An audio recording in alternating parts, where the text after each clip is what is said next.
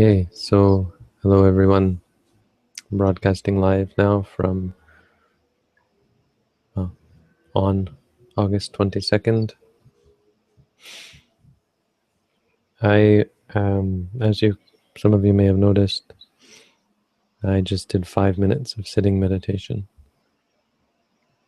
which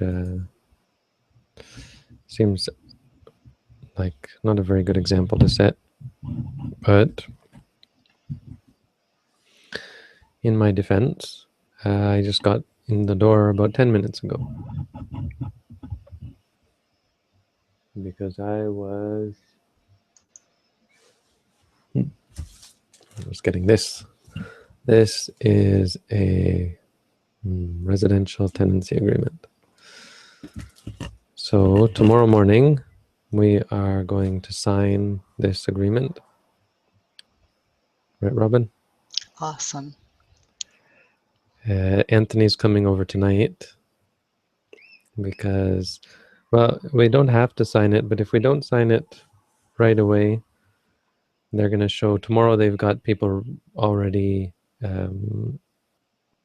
booked to see the house. So we asked, what's it going to take for us to secure this, to have a certainty? And he said, well, 9 o'clock tomorrow morning is what he said. So tomorrow morning before 9 o'clock, we are going to complete this.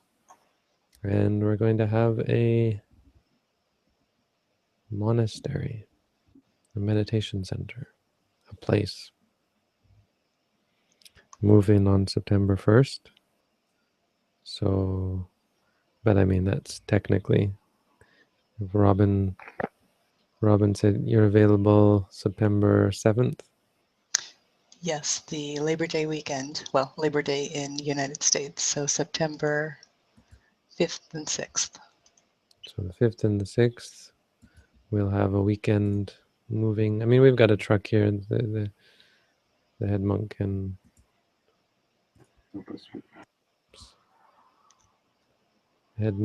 help us with his truck. So let's see. But then, yeah, that will be the beginning of sort of maybe a more sophisticated setup. We'll find a place to set up a studio, and there will be recording going on there. It should make it easier to do recordings. And then we'll have daily sessions like this, but hopefully with a live audience.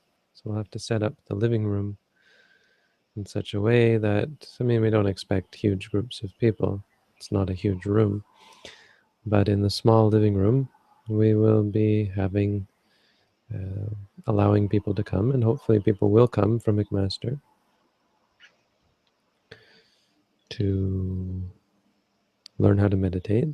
So I was thinking 7 o'clock to 8 o'clock will be kind of reserved to show people how to meditate. If you want to learn how to meditate, come by the house at 7 p.m. 8 to 9 we'll do dedicated to an hour of meditation. This is a formal, if you want to come and meditate, come at 8 o'clock. And then 9 to 10 we reserve for this. Sound good? Sounds like a really good idea. I can't fix your audio tonight. It's not your audio, it's my audio.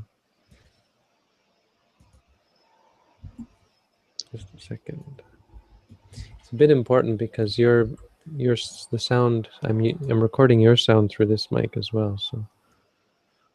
Mm-hmm.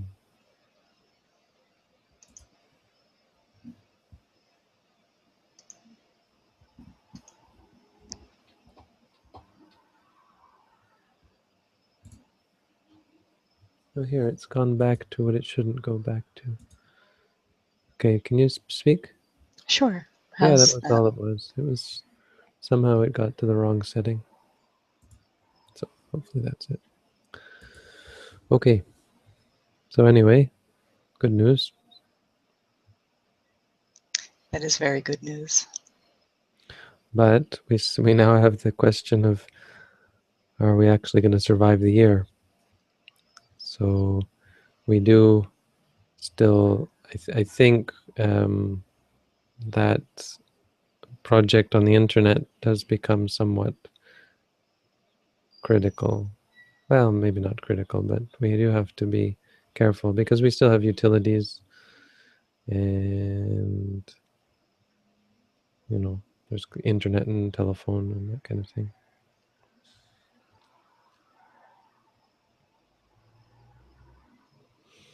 Anyway, we'll have to have a meeting. So tomorrow, and there's the other thing is, Robin, tomorrow you're heading up the meeting. Yes, So you want to tomorrow. go over that? Sure. Tomorrow after the Dhamma talk, we are planning a volunteer meeting. We still haven't quite figured out which platform. You had that open meetings, All or right. if it's a smaller group, we can use Google Hangouts. But we'll figure it out before then. Yeah. So I can try to set up that open meetings platform. I never had too much luck with it before. Hopefully it's advanced now to the point where it's more user friendly, but there's a lot of little, like it depends on stuff, and you have to get that stuff working correctly. Anyway, if anyone has experience with open meetings, or I think it's Java based, so does anyone know anything about a Linux server and wants to help me muck around with our Ubuntu server, let me know. In case something goes wrong. But then maybe, so tomorrow morning I have to do this. We have to go to Eastgate. My shoes broke today, so I have to, Anthony's coming tonight, our treasurer. Tomorrow we're going to Eastgate. That's where the person is who's going to sign the paper at Eastgate Mall, the mall. And while I'm there, hopefully I'll get some sandals. Anthony will help with that. And then I'll come back and I'll try to see about setting up open meetings. But depending on how many people you expect tomorrow, we could just use Google Hangouts, right? We can use Google Hangouts, and if it's a bigger group than Google Hangouts can accommodate, we could use Mumble just to kind of get through the first week. But It's all a work in progress. I'll try to set up open meetings, see if it actually works. Can't remember, but it didn't. It wasn't very. Oh no, yeah, I never got it to work successfully. I don't think. We'll see. There's Skype also, but people sometimes have concerns about Skype. It's kind of buggy. But by this time tomorrow, we'll have something figured out. So did you already say when it is? To give the time and everything? It's right after the Dhamma talk tomorrow night, so 9:30. 9:30. So yeah, so we'll announce it again then. But anyone who's planning, and the meeting is for volunteers, so anybody who wants to get involved, sort of get into the inner circle of our cult, if you want to join well, it just means if you want to help be a volunteer. So probably what we're going to do, we were talking, is we're going to set up a mailing list. We've got a mailing list, and some of you might be on that mailing list. Some people who are on the mailing list might no longer have anything to do with us. We haven't used the mailing list for anything, but it's there. Once we have that all figured out, that'll be our general mailing list. And then we'll have a smaller mailing list for volunteers. And we'll have one volunteer.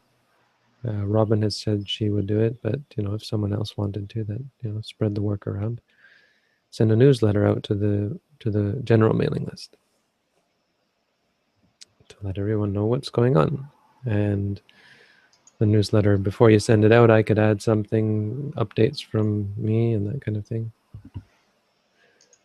Another thing we should probably do is set up some web page on our site giving a breakdown of expenses. So we're all clear exactly what this is all about.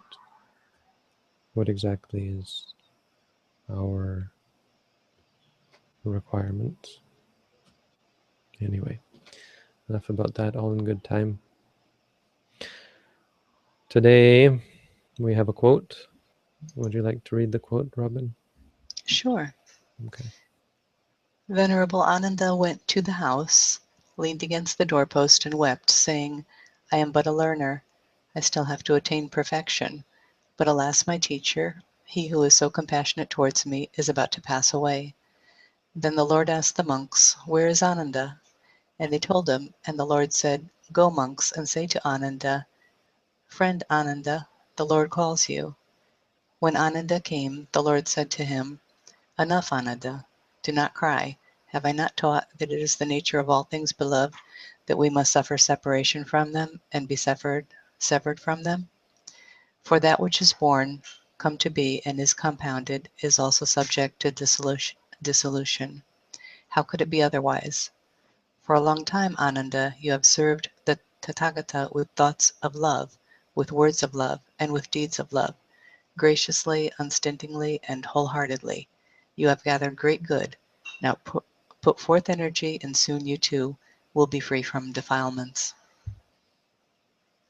This is one of those scenes, if you will, scenes from the Mahaparinibbana Sutta. The Mahaparinibbana Sutta, you could probably make a movie out of it. Now that would be a Buddhist movie worth seeing. Big gripe about all Buddhist movies is they tend to focus on the time before the Enlightenment, right? You think of Little Buddha, what are the other ones? I don't know. And there's cartoons. But even most of the cartoons tend to focus more on, I mean, it's much more of a story before he became Buddha. Once he was a Buddha, I guess he was kind of boring at that point. Or that's how people, you know, one monk argued with me and said, no, the problem is you can't find anyone to play the Buddha. Hmm? You know, portraying the Buddha on screen is not kosher. There was a Thai movie, 2003, called Angulimala, based on the story of Angulimala. And they showed the Buddha from very far away. If any of you are interested, I have a video where I mashed together. Have you seen that video, Robin? I haven't seen it, no. Gosh, it's the best part of that movie. The rest of it, it's mostly just killing. The whole movie is mostly just killing people, but this one part, let's see. Do you remember the Tiger Woods scandal? Right? Everyone remembers Tiger Woods. Sure. Do you remember the Christian pastors saying it was because he wasn't Christian? Or his big, no, the solution to his problem was Christianity. Yeah, basically that because he wasn't Christian. And he said and one of the pastors said, in Buddhism there is no forgiveness and redemption.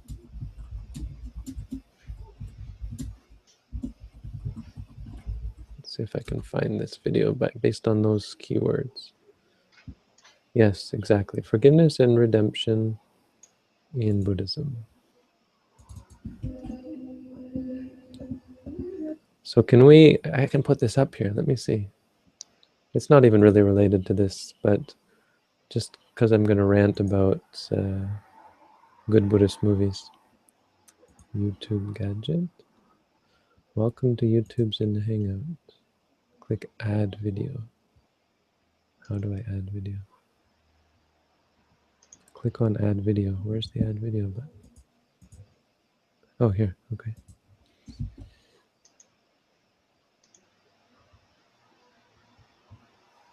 Oh.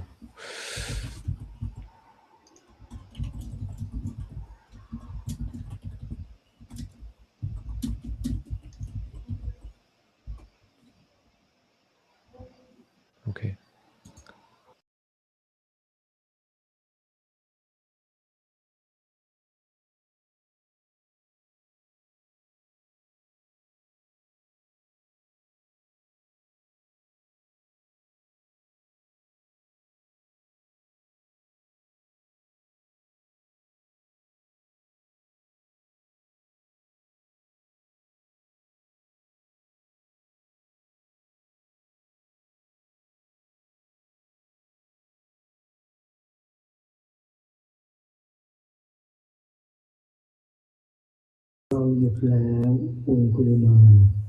You're watching that, right?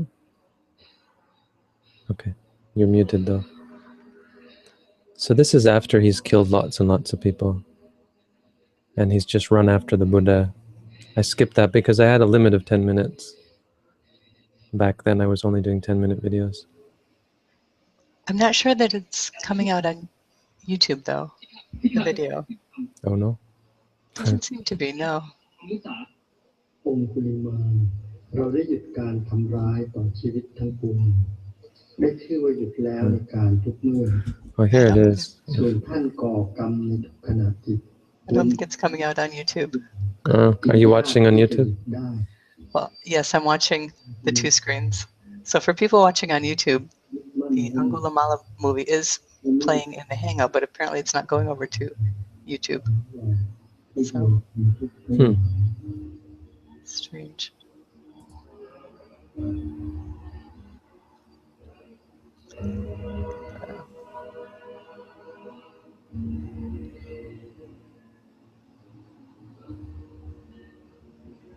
Oh well, then I won't play it if it's not working.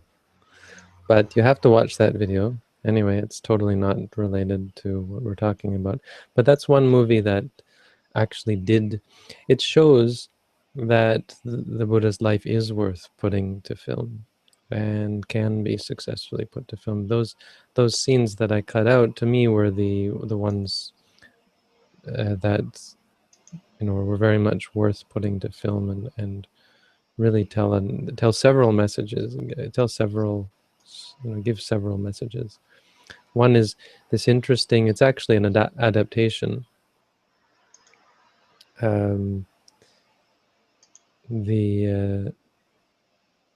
meeting between Angulimala and the Buddha goes through the three characteristics. He teaches him, because Angulimala has this sphere that he's focusing on to enter into the jhanas, which this isn't in the sutta, so they've adapted it, but they did a really good adaptation in my mind. And he says, okay, let's take this thing that you think is the self, because he thought of this little ball as being the self. And he said, let's take this and think about what you've heard that I teach impermanent suffering and non-self. And he says, ask yourself if that's really permanent. Is it stable? And the thing winks. It changes. And he realizes that it's impermanent. I mean, anyway, I'll get to it.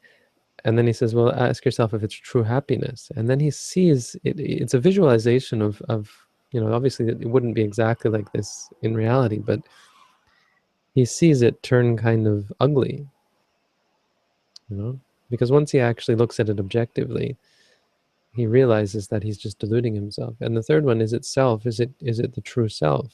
You know, is it yours? You are yours. And it breaks into pieces. And instead of being a whole, he sees that it's made up of little parts and it crumbles and then it disappears. And this is what you do find when people who practice samatha and think they found nibbana.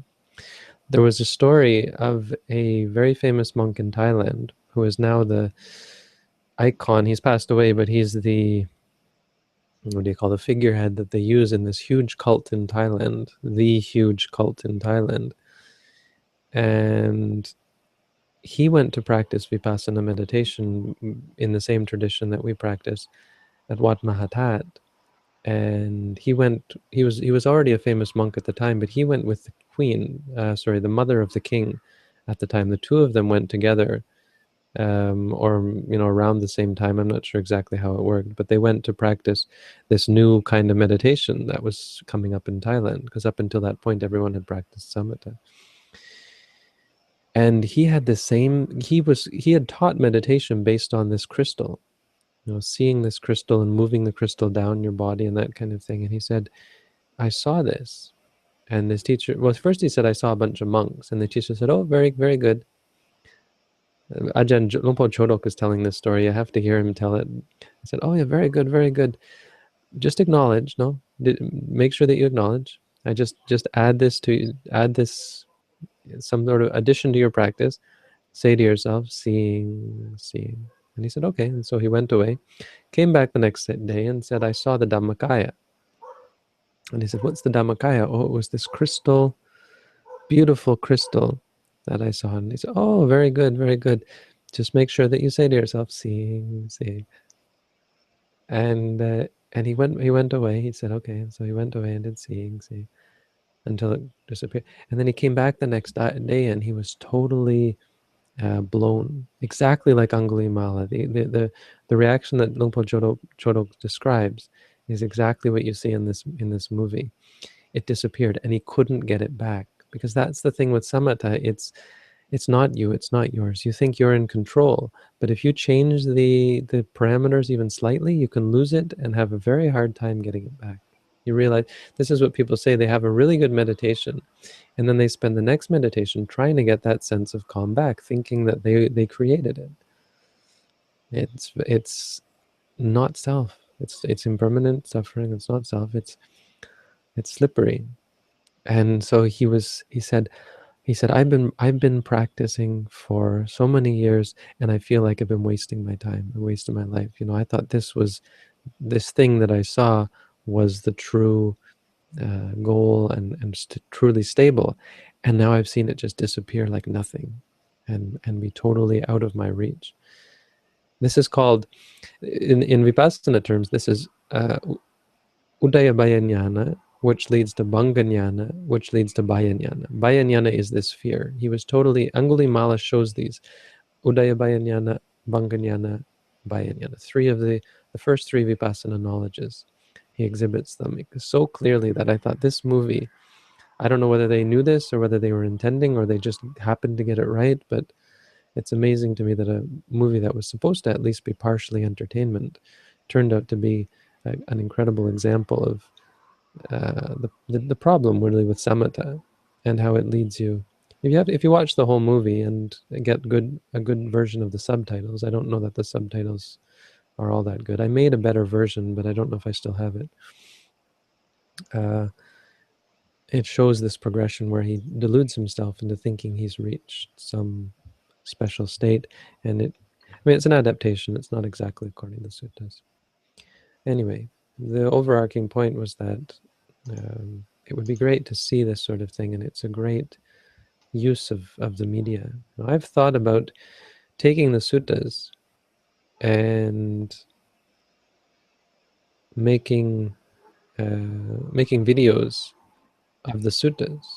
So take a monk so I could put myself in the video and go up to the Buddha as one of the monks and recite my part, have a voice. You can't show the Buddha, it's not considered kosher to do that. So we could have like some representation, like a bright light or something, and have the Buddha speech, and we could do it in Pali with subtitles even.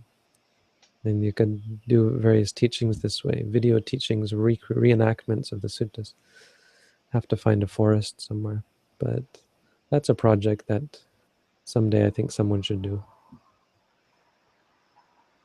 Anyway, point being that this is one of those, the Mahaparinibbana Sutta is somewhat emotional, or dramatic is the word. It's got scenes like this that are dramatic, and it's got a lot in it. It's really a mini epic. It's not an epic, but it's got sort of the qualities of a real story. The real Buddhist epic, I don't know if anyone knows this, is the Maha Ummagga Jataka. If you want a true Buddhist epic that's just of awesome proportions, and if you're the kind of person who doesn't mind the fact that the Jatakas are sometimes a bit unbelievable, if you don't mind that, reading this just purely for its literary and inspirational value, like the idea of someone being good, wise, dedicated to truth, justice, not really Buddhist, it doesn't delve deeply into Buddhist theory, but the story of Mahosada is, there are 547 Jatakas, and only one of them, this Jataka is 10 times the size of any of the other Jatakas. It's long. It's the Jataka, and it's very unknown. Most Buddhists don't know about the Mahamagga Jataka. And it's quite a story.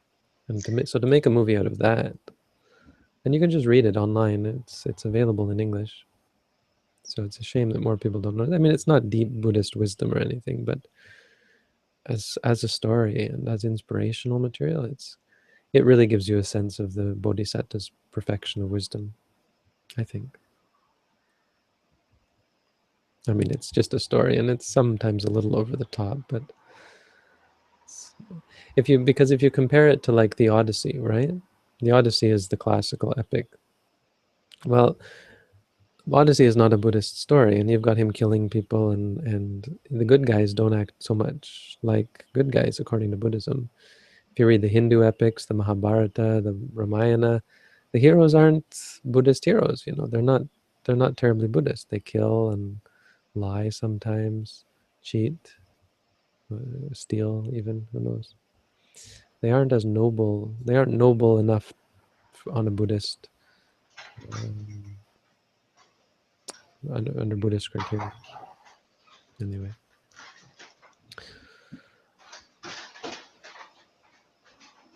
Yeah, read the Mahabharata. Anyway, all of this is tangentially related.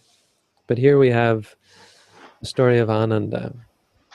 Ananda has a bit of a complex here at this point, I think, because it was his responsibility to ask the Buddha to stick around, and he didn't.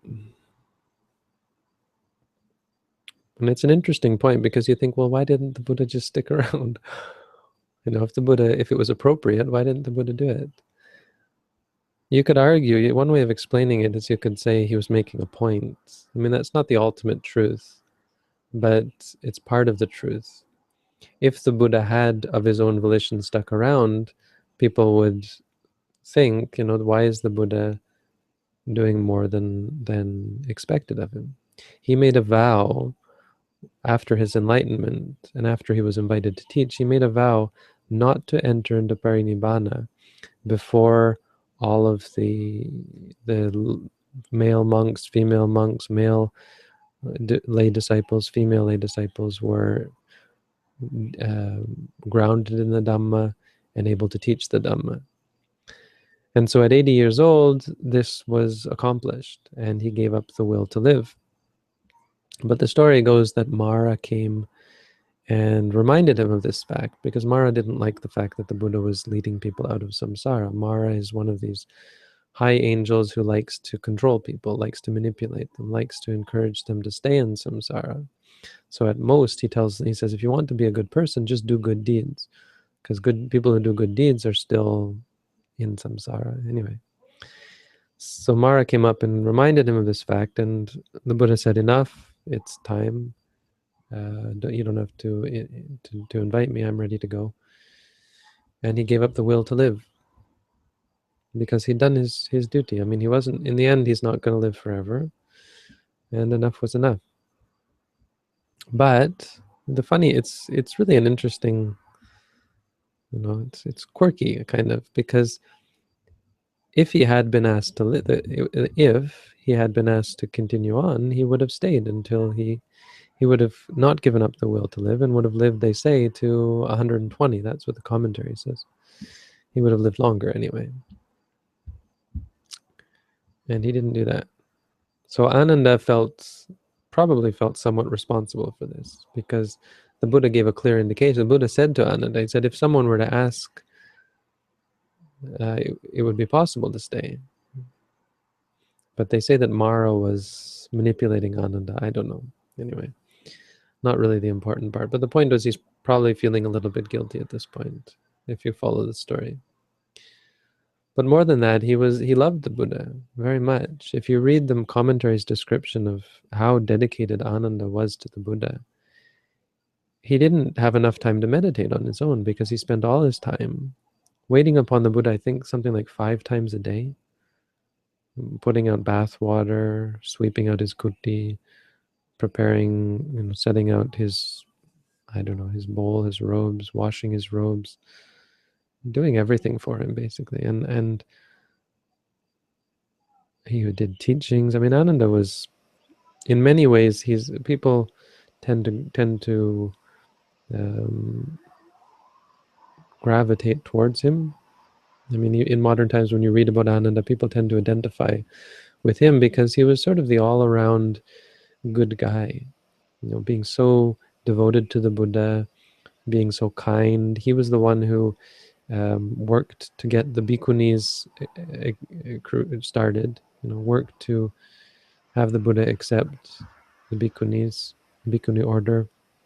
He was very helpful to women, worked tirelessly to make sure that they received the teachings from the Buddha and that everything was passed on to them. He was the one who taught Queen Samavati, I believe. No, is that correct? I think so. Anyway, he was involved with teaching queens who wanted to learn, because the queens in those times were like slaves. They weren't allowed out of the castle because the kings were very jealous. And so they, in order to learn the Dhamma, the monks had to go into the... No, maybe it was, maybe I'm thinking of Bimbisara's wife. Can't remember. Anyway. Wasn't Ananda the one that became enlightened right at the last minute before the first Buddhist council? Right. Yes. That was pressure. Yeah. Yeah, because the Buddha said he would become an arahant after the Buddha passed away. The Buddha foretold it, if you go by the text. So the texts say. So Ananda was like, why isn't it happening? Why isn't it working? Why am I not getting it? Which, is probably a bad attitude and probably contributed to his inability to become enlightened. Till he finally let go and decided to lie down, and his faculties balanced out and his mind slipped into the groove that's needed, and he just went.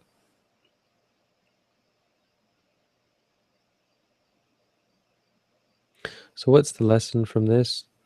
First lesson is not to cry. When you lose things. The first lesson, I think, in detail, specifically, is that enlightenment means seeing that things arise and cease, seeing that things arise and cease, taking this as your viewpoint, the way you approach reality, because everyone knows that things arise and cease. Buddha says, you know this, right? So we all know this. If I ask you, does everything that arises also cease? You'd think about it for a second and you'd say, yeah, of course. Things that arise cease. Everything, this teapot will one day not be a teapot. It's no longer a teapot, it's now a water bottle. But one day it will be demolished. That's the way of things. But we don't approach reality that way. We're messed up. We, even with that truth, we are surprised, shocked, saddened, overwhelmed with loss when it turns out to be true.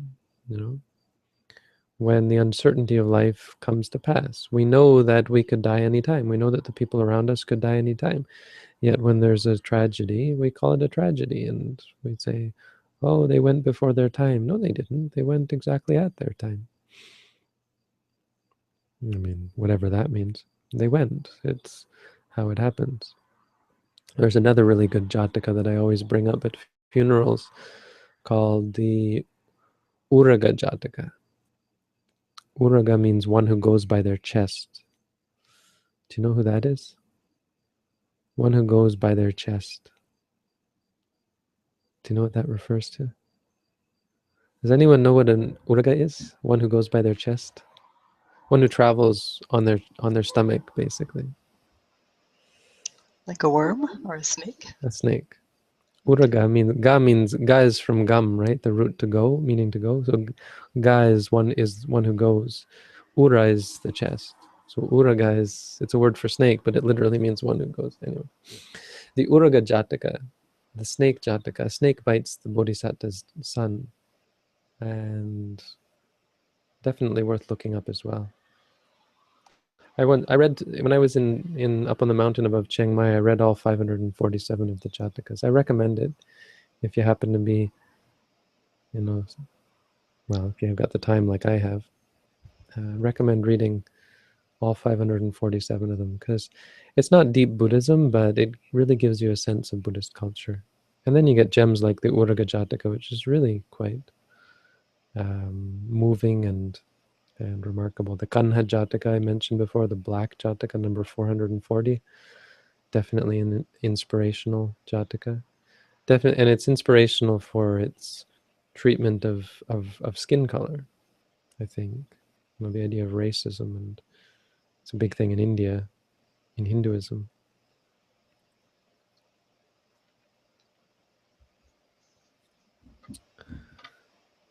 But the Uraga Jataka is about the cultivation of a knowledge of death, reminding yourself about death so that death doesn't scare you. We've worked it through. I used to, or I still do this practice on the airplane of envisioning the airplane when we're landing, reminding myself, hey, we could crash. You know, it's useful because airplanes are so powerful; they hardly ever crash. Very few people ever die from airplanes. But it's such a big. The reason why it's so big news is because airplanes are powerful. It's something that really shouldn't happen. It's amazing that we're hurtling through the air like this. So it's a big deal. And as a result, it's a good opportunity to reflect on death. What would it be like for this plane to explode into flames and all of us to die?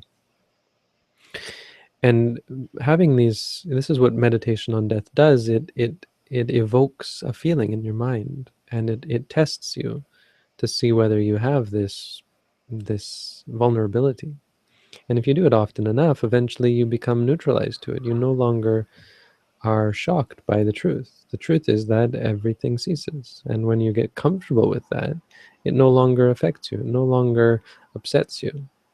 And that goes for conventions like conventional death, and it also goes for individual experiences. When you get right down to it, all of our experiences are, well, understanding of all of our experiences and familiarity with experience is really enough to make you immune to it. You don't react to something if it's familiar to you, if you're comfortable with it, right? If it happens to you 1,000 times, it loses its shock value. I mean, to some extent, unless you cultivate bad habits. But if you cultivate this sense of, eventually, things that bother you don't bother you anymore because you've been exposed to it. So this is a theory people have of exposure. Now, exposure in and of itself, we would say, isn't enough because it can actually lead to, you know, deeper problems if you're suppressing fear or that kind of thing. But the point here is that true knowledge, when you truly see things just as arising and ceasing, I mean, it doesn't seem like a profound teaching because everyone really knows this. The problem is that's not how we approach things. We approach things not as, oh, this has arisen, it's going to cease. We approach it as, this has arisen, may it not cease. Or this has arisen, may it get lost as soon as possible, right? May I be in control of it. Or with the delusion, actually, that we are in control of it. I'm going to make this cease. I'm going to make this stay. Right? With the partiality, this I want to stay, this I want to go. With the delusion that this can stay, this can be controlled to go, or this can be made to go. Not understanding that it's totally out of our hands, it's based on causes and effect, or that it's not totally out of our hands, but there is no us, right, to be orchestrating it. Our mind is just one factor.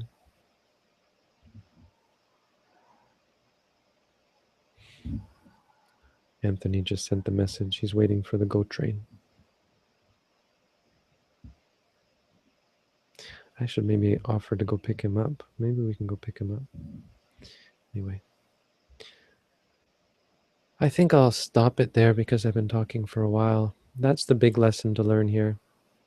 The rest about Ananda is praise of him. Doesn't work so well for us. I mean, we should all feel encouraged by the good that we've done.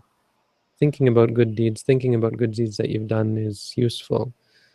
Don't ever discount the good deeds that you've done. Don't be afraid to not feel proud, but feel encouraged. It doesn't have to be pride. It can be a sense of encouragement. I'm not an evil person. I may do sometimes bad deeds. I may not be perfect, but I have done good. I am capable of good. Let me continue to do good as best I can. So that's maybe the other takeaway from this. Let's do a few questions, but I'll try to be off of here by 10 if possible. Sure. We have a couple of questions from people who can't be here live because they're in Europe and it's 3:30 in the morning, or they are working. So they sent along a couple of questions and asked if I would ask them on their behalf. Is that okay? Cheaters. Pardon? Cheaters. Well, it is 3:30 in the morning in the UK, so I can sympathize with Samantha. Yep. Samantha is one of our new volunteers. I don't know if it's Samantha or Samantha. I think it's a Sri Lankan person named Samantha, which is actually a male, I think, a male Sri Lankan name. I'm not sure. Do you know it's a woman? You know, I wasn't thinking about the pronunciation. I wasn't thinking about it. Yeah. Maybe Samantha, but if it's Buddhist, I think it's more likely to be Samantha. Samantha? Okay. Which means I think it's also a man. Okay. Well, in any case, the question is, while meditating, how can you tell if you're suppressing an emotion or not? Well, suppressing is actually not quite accurate. It's not like a beach ball that you can push underwater and keep it submerged. Suppressing is inexact. You don't suppress, you react. So if I get angry, the anger has come and gone. The reaction that feels like suppressing is, you could say, preventing or redirecting the mind, but it's definitely reacting, and it's tensing up to keep the mind from thinking. You know, you redirect the mind means you give rise to mind states that totally overload the mind, like you clench up like this. You know, people who do this, la la la la la la la, I'm not going to think it, don't think it, don't think it. The idea is to overload the mind and keep it so busy that it doesn't have an opportunity to go. I mean, some Buddhist meditations are like that. Meditation on love prevents anger from arising. So you could say it suppresses the anger, but it doesn't technically submerge or anything. It replaces, it prevents it from arising, because mind states don't last for more than a moment. So it's not a thing that you could suppress. The anger arises and ceases. The next moment is going to be the reaction, or no, the consequences of getting angry, which would be fighting, yelling, running, or suppressing, feeling guilty, feeling bad about it, that kind of thing. Thank you. Yeah, the person on Sangha website, are you sure it was a woman named Samantha, or was it Samantha, who could be a man? I'm not sure. I'm not sure about the pronunciation. I'm not sure. Come to think Samantha is a word that means all-encompassing. I think it's a Sinhalese name. Oh, okay. And the other question is, in meditation, when I hear sounds, I note hearing. However, is it not more beneficial to simply listen and focus on the sound rather than label the experience? I'm clear with the process of labeling thoughts. In other words, if I begin to think, I can then be aware of the thoughts and label them, but applying this to hearing seems different and confusing because I feel the hearing is happening on its own rather than it is me that is making an effort to hear. Would a better label be sounds rather than hearing? No, I think probably what you're getting is the impermanent suffering and non-self of it. You know, it's disconcerting to say hearing. It's a bit jarring, in fact, because as you say, the sound has nothing to do with you saying hearing. And it feels different in the beginning anyway. It feels different when you do walking. It feels like I'm making it happen, and I'm also timing the word with the movement, but you're not making it happen.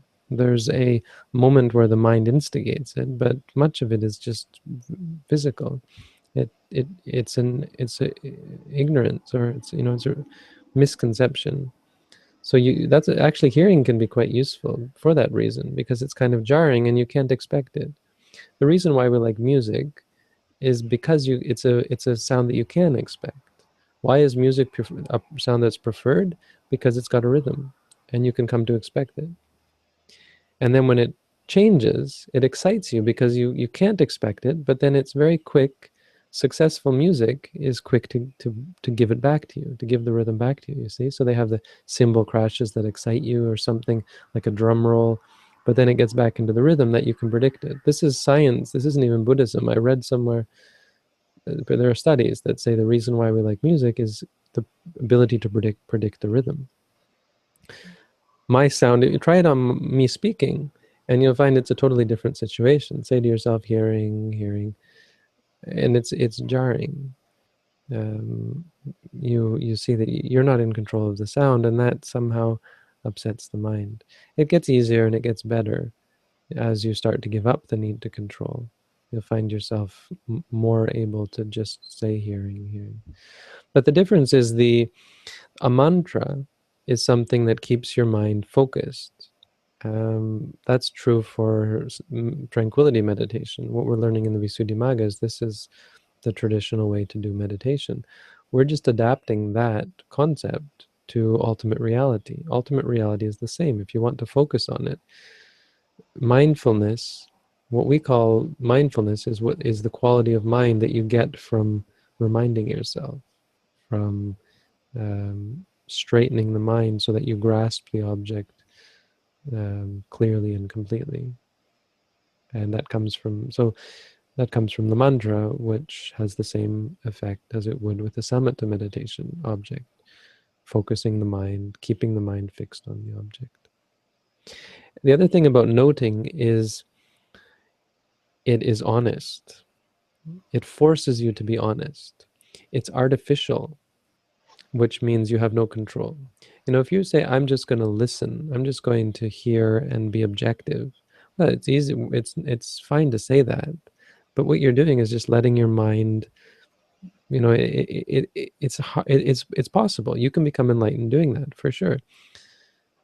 You can also, go any number of ways, because there's no guideline, there's no structure.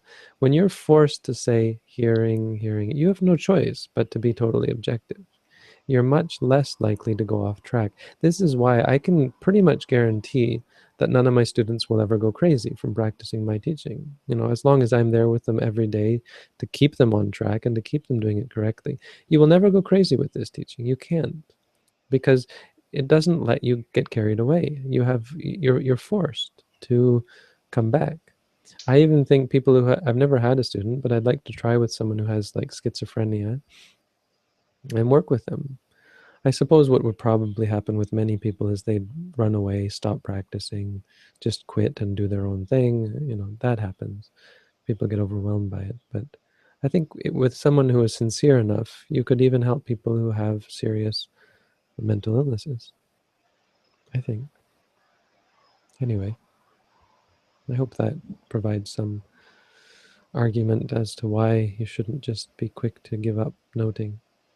It creates patience as well. It's not easy. Noting is going to challenge you, but Buddhism should challenge you. If you're not totally, I was saying today, we were talking about, I was talking with David, who lives downstairs. He just got back from heart surgery. They cut his chest open and went in and did something to a valve or something. I was talking to him, I don't remember how it came up, but I said, if Buddhism doesn't totally rock your world, like to the core, shake your foundation, then it's not what it claims to be. How could it possibly be what it claims to be? And this is what we don't get. We expect that it's going to be, oh, I didn't think of that. No, not quite. No, it's going to be, oh, I get it. No, it's not going to be like that. It's going to be like, what?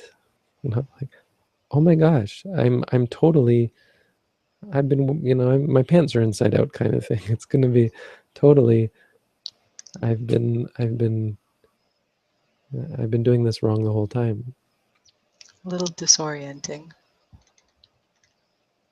It should be mind-blowing. I mean, it challenging. It challenges you to give up everything, give up every preconceived notion that you have.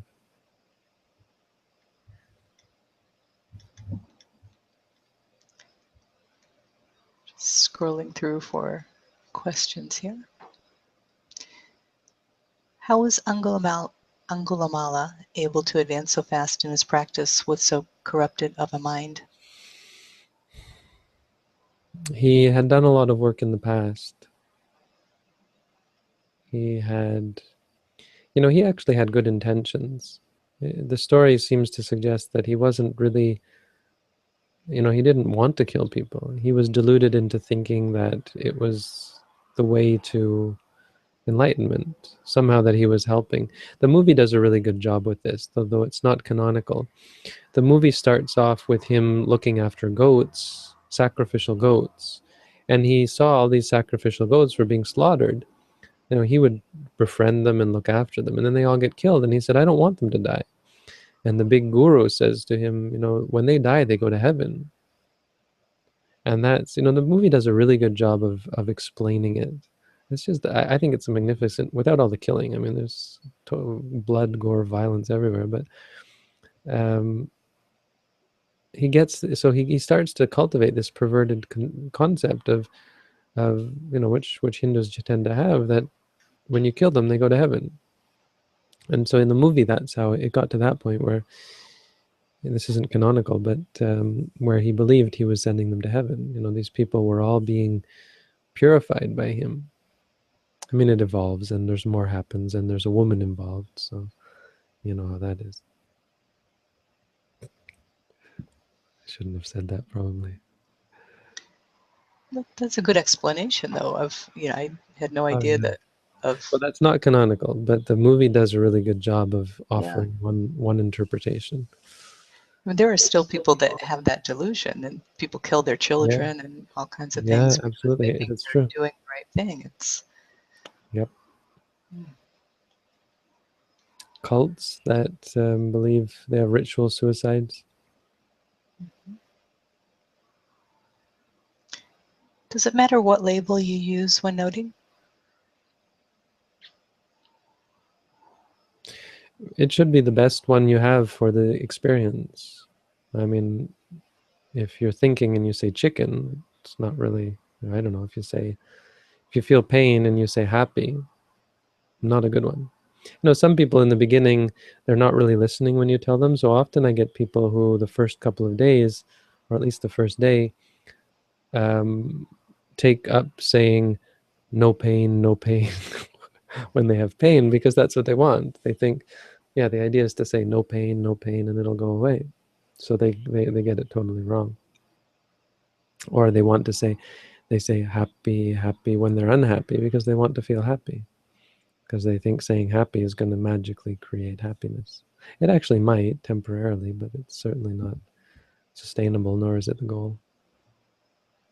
So it's not a magic, the word isn't magical, where if you pick the right word, poof, you become enlightened, but it should be the best word that you have for the experience. Because that's the purpose. The purpose is to focus it on the experience. So what is that experience to you? Sometimes it's just a feeling, and feeling is sort of a miscellaneous. Then just say feeling. If you are aware of something, anything, just say knowing is enough. General words like that, or you don't have to get too specific, but Mahasi Sayadaw does give examples of saying remembering, planning, and so on. So if it's kind of a complex, if you're doing complex things, and you'd be spending all your energy trying to figure out the exact right word for each little thing, it's okay to make a general... It's okay, for sure, but it's also, you get better at that. Like, once you've been doing it for a while, it's not difficult. I mean, we only have so many movements. This is shrugging, or whatever, moving, When you open the door, it's turning, pulling. When you talk, your lips are moving. If you feel the lips moving, you can say feeling.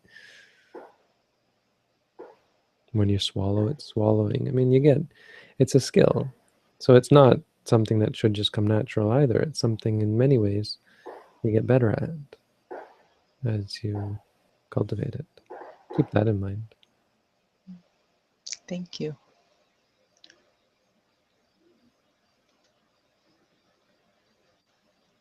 I think we might have actually gotten all the questions. There's a lot in here, but I don't think there's any questions. Why do you use the labels rising and falling for the breath? We don't. We're not meditating on the breath. We're meditating on Vayo Dhatu. Why? Because the breath doesn't actually exist. The breath is not what you experience. What you experience are the four elements. Actually, apparently you only experience three of the elements. The fourth element is just assumed to exist because it's required to keep things together. It's the sticky element. But the other three are what you experience. So the earth element is hardness and softness. The air element is stiffness or flaccidity, like an unstiffness, not stiff. And the third one is heat and cold. So when you watch here at the nose, you experience heat or cold, and that's Tejo Dhatu, it's the fire element. When you feel the pressure on your lip, that's the air element as well, the pressure element. But none of that can compete with the grossness of the expanding and contracting. If you're asking why we use the words rising and falling for this, blame English. I mean, I often have to remark to people who are non-native English speakers, I apologize for the use of the words, and please feel free to say expanding, contracting, because this isn't really rising and this isn't really falling. It's, it's like bread rises and falls or something. If you're lying down and you look at a baby lying down, it rises and falls. But otherwise, this is an expansion, this is a contraction. So rising, falling is a bad word. It's not the original words. The original words that they used, well, from the ones that they used in Burma, ade pide, apparently. Ade is expanding, bide or pinde or however is contracting. In Thai, it's pong na. Pong is this inflating. Yup is contracting or kind of like falling, but collapsing. Pong na, yup na, pong na, yup na. Sri Lankan is bim bim hekilim. French, gonfler, dégonfler is inflating, deflating. German is heben, sinken. Heben is heaving, I think. No, isn't it? I don't know exactly. Sinken is sinking, but not exactly. I used to know Jewish is Hebrew as well. What else? Spanish? I don't know Spanish.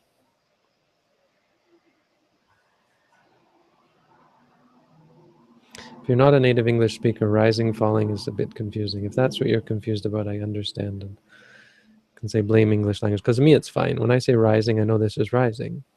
But probably I would still be better off saying expanding, because technically it's an expansion, and that's what's happening. But, because it's so familiar to a native English speaker that, it's clearly ties us into that movement, rising and falling. But it's only works for a native speaker, I think. So that is a valid point that we have to keep in mind. Definitely.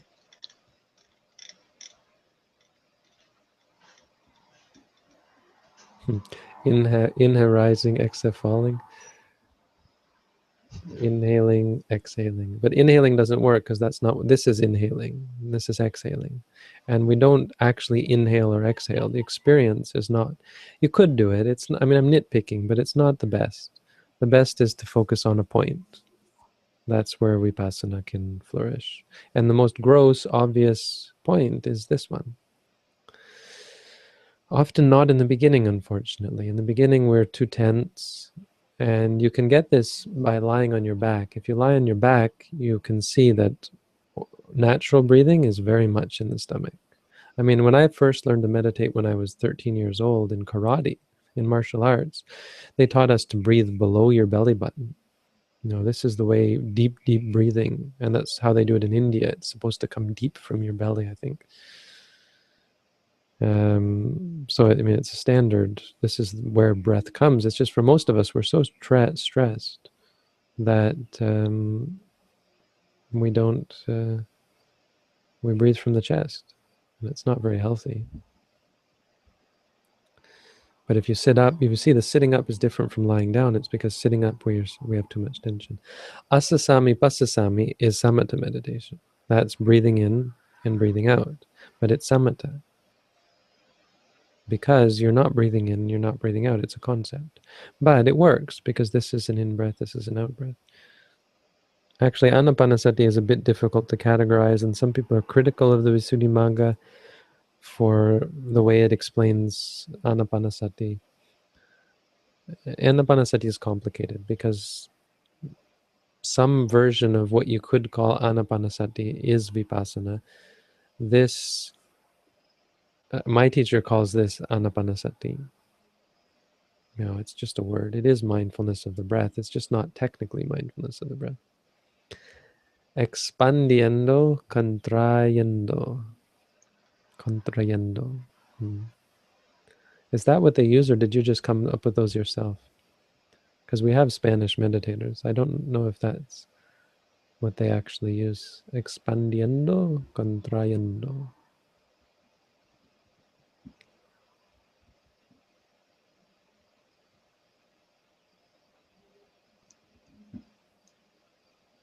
Anyway, 10 o'clock. I have to go because Anthony's going to be here. Hopefully we can find a way to get him a ride. Otherwise, anyway, we're going to have a little bit of discussing, and I have to fill out this form tonight, and tomorrow morning early we have to bring it to the mall.